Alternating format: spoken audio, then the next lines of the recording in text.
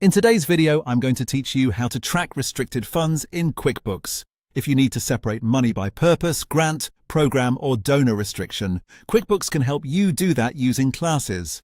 This makes it much easier to see how much money has come in for a specific fund and how much has been spent from it, all without creating a complicated chart of accounts.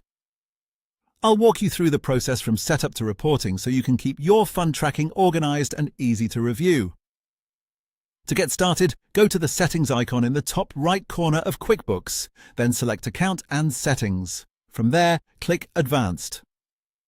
In this section, look for the option to track classes and turn it on. This feature allows you to label transactions by fund, which is what makes restricted fund tracking possible. Once that setting is enabled, click Save. If you skip this step, you won't be able to assign transactions to specific funds later, so it's an important foundation. Next, go back to the Settings icon in the top right and select Classes. Then click New to create a class for the restricted fund you want to track. Enter the name of your fund and click Save. The class name should clearly reflect the fund, so it's easy to recognize when entering transactions and when reviewing reports. This is the label QuickBooks will use to separate activity for that fund from everything else in your books.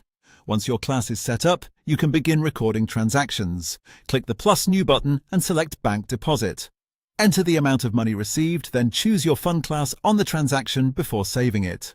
Assigning the correct class at the time of entry is what ensures the money gets tracked under the proper restricted fund.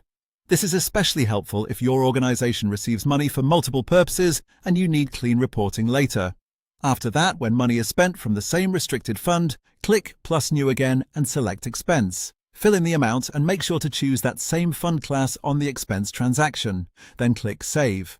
Using the same class for both income and expenses keeps everything connected, so QuickBooks can show you a clear picture of fund activity. Finally, go to Reports and open Profit and Loss by class.